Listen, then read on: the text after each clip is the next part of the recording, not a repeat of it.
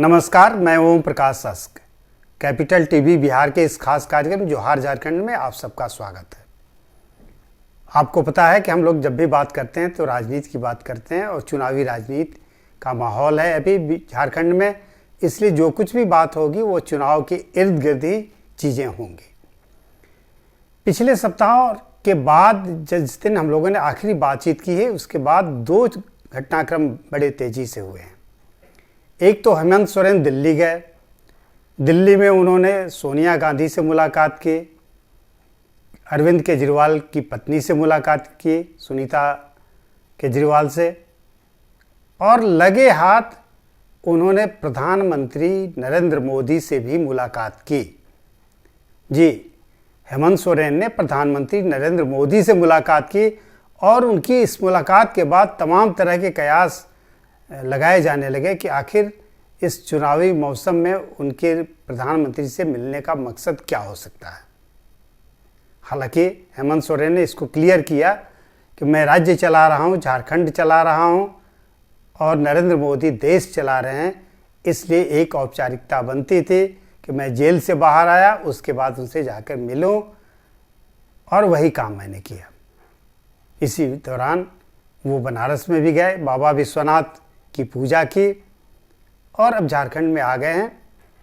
लेकिन झारखंड का चुनावी माहौल अगर सबसे ज़्यादा किसी ने गर्म करके रखा है तो वह है भारतीय जनता पार्टी। भारतीय जनता पार्टी ने अपने दो सीनियर नेताओं को झारखंड का चुनावी प्रभार दे रखा है। उसमें एक हैं केंद्रीय कृषि मंत्री और लगभग 18 सालों तक मध्य प्रदेश के मुख्यमंत्री रहे शिवराज सिंह चौहान, जिन्हें आप मामा के रूप में लगभग देश के लोग परिचित हैं उनसे। दूसरे जो बड़े नेता हैं हिमंता बिस्वा शर्मा, जो असम के मुख्यमंत्री हैं, ये लगातार दौरे कर रहे हैं। एक जा रहा है तो एक आ रहा है। हफ्ते भर में शिवराज सिंह चौहान आए और 2 दिन रहकर गए, उसके बाद हिमंता बिस्वा शर्मा आए, आज वो लौट जाएंगे। तो ये तमाम चीज़ें बीजेपी की जो हो रही हैं, बीजेपी की बैठकें हो रही हैं, बीजेपी अपने मतदाताओं का अभिनंदन कर रही है। भले ही मतदाताओं ने उसकी सीटों में कमी कर दी, 5 सीटें पहली बार लगातार 2 चुनावों से विपक्ष के खाते में 2 सीटें जा रही थी, एक कांग्रेस के खाते में और एक जेएमएम के खाते में। ये पहला मौका है जब विपक्ष के पास 5 सीटें हैं, 2 से 3 बढ़ गई हैं, यानी बीजेपी को 3 सीटों का नुकसान हुआ है। यह झारखंड की स्थिति है। इसके बावजूद भाजपा को सबसे ज़्यादा उम्मीद इसलिए बनी हुई है कि लोकसभा चुनाव के दौरान जो मत पड़े उसमें 50 से अधिक विधानसभा क्षेत्रों में भाजपा ने बढ़त बना ली। विपक्ष के पार्टियों से भाजपा के वोट ज़्यादा रहे, इसीलिए भाजपा को यह उम्मीद है कि शायद इस बार हम सरकार बनाने में सफल हो जाएं। और ऐसा तभी संभव है जब चुनावी रणनीतिकार जो 2 आ रहे हैं, जो प्रभारी बने हुए हैं, दोनों अपने अपने सूबे के माहिर आदमी हैं। दूसरी बार हिमंता बिस्वा शर्मा असम के सीएम बने हैं और 18 साल सीएम बनने के बाद शिवराज सिंह चौहान अब केंद्र की राजनीति में हैं, केंद्रीय कृषि मंत्री बने हुए हैं। वो झारखंड में उपाध्यक्ष भी रह चुके हैं राष्ट्रीय स्तर पर।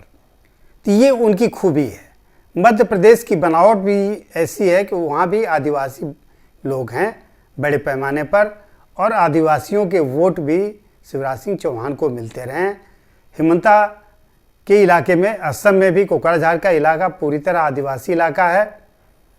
तो शायद यही सोच करके भाजपा ने इन 2 दिग्गजों को झारखंड का प्रभार सौंपा है, ताकि ये अपने आदिवासियों के बीच काम करने का अनुभव दिखाकर, बांटकर और उस आधार पर भाजपा के खाते में कुछ सीटें बढ़ा ले जाएं। पिछली बार भाजपा के खाते में 25 सीटें आई थी और सरकार बीजेपी नहीं बना पाई थी। बीजेपी को उस बात का मलाल है।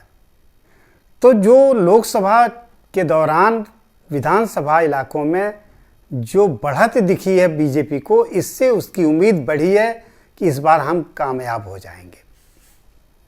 अब हम आते हैं हेमंत सोरेन की मुलाकातों पर। हेमंत सोरेन सोनिया गांधी से पहले मिले और नरेंद्र मोदी से बाद में मिले। इसके दो कारण हो सकते हैं, या तो उनको समय प्रधानमंत्री ने एक दिन बाद का दिया हो और सोनिया गांधी एक दिन पहले मिल ली हो।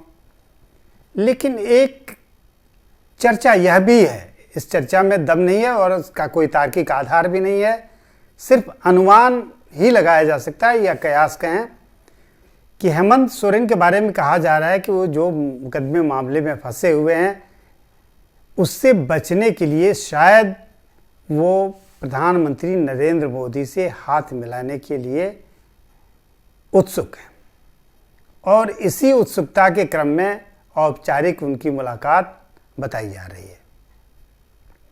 हालांकि ये कयास है, मैं बार बार ये बात कह रहा हूं कि ये सिर्फ चर्चाओं में है, इसका कोई तार्किक आधार नहीं है। दूसरा जो तर्क देने वाले हैं वो यह कहते हैं कि बीजेपी के नेता यानी नरेंद्र मोदी से मिलने के बाद हेमंत सोरेन ने सोनिया गांधी को यह संदेश देने की कोशिश की कि झारखंड में सीटों के बंटवारे को लेकर कोई किचकिच न हो।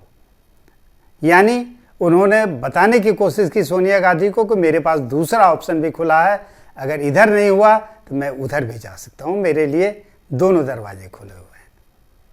दूसरा तर्क मुझे थोड़ा जचता है, लेकिन पहले तर्क का कोई आधार नहीं है।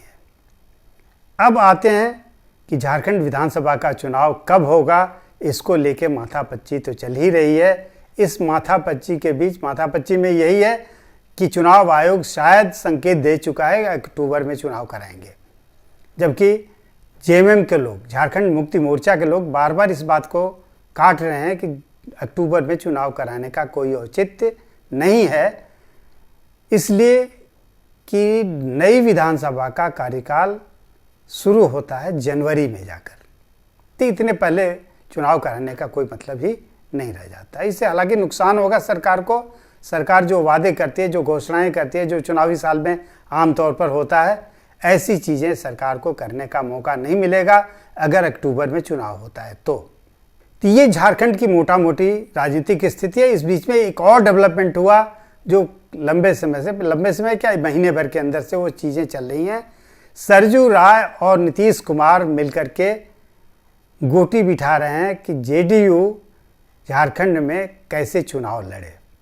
जेडीयू पहले से भी चाहता रहा है, कभी जेडीयू के 5-5 विधायक होते थे और मंत्री भी यहाँ थे, लेकिन बाद के दिनों में 2009 के बाद बीजेपी के साथ नीतीश रहे, लेकिन उनको गठबंधन में भी सीटें नहीं मिली और उन्हें स्वतंत्र रूप से भी चुनाव नहीं लड़ा। हालांकि तैयारी उनकी 2019 से ही चल रही है। इस बार सरजू राय उनके तारनहार बने हैं। सरजू राय ने 2 बार मुलाकात की है नीतीश कुमार से और मुलाकात के बाद उन्होंने एक एक्स पर, सोशल मीडिया पर एक मैसेज छोड़ा। उस मैसेज का लब्बो-लुआब ये था कि भारत जनतंत्र मोर्चा जो है सरजू राय का, वो उसका विलय कर सकते हैं। जेडीयू में बातचीत हो चुकी है, अंतिम औपचारिकता की जो बातें होती हैं वही बाकी हैं, जब भी पूरा हो जाएंगी वो घोषणा भी कर देंगे। थोड़ा वक्त लगेगा इसमें। अब चीज़ें जिस ओर जाएं, जैसे जाएं, लेकिन सरजू राय को भी एक अपने ठिकाने की ज़रूरत है। निर्दलीय के तौर पर उन्होंने अपने को स्थापित किया और स्थापित इस रूप में किया कि एक सीएम रहते रघुवर दास को हारना पड़ा उनसे और सरजू राय ने उनके क्षेत्र में जाके उम्मीदवारी अपनी पेश की और उनको हराया। ये सबसे बड़ी बात सरजू राय की उपलब्धि भी मानी जाती है। मूल रूप से बिहार के रहने वाले सरजू राय ने अपने राजनीति की ज़मीन झारखंड में तलाश की और झारखंड में वो जमे रहना चाहते हैं। अगर जेडीयू की एंट्री होती है, यही पेच फंसा हुआ है कि अगर जेडीयू की एंट्री हो जाती है झारखंड की राजनीति में तो एक साथ 2 काम होंगे, 2 परेशानियां आएंगी। एक तो एनडीए को यानी भाजपा को, जो अभी तक 2 पार्टनर हैं आजसू और बीजेपी, अब सीटों का बंटवारा 3 के बीच करना होगा। अगर ऐसा नहीं होता है तो फिर जेडीयू शायद स्वतंत्र रूप से चुनाव लड़ने की घोषणा कर दे और उसकी कमान सरजू राय के हाथ में सौंप दे। तैयारी यही है, अंदर खाने की जो बात है यही तैयारी है। अब इसमें कौन कितना कामयाब होगा उस समय बताएगा।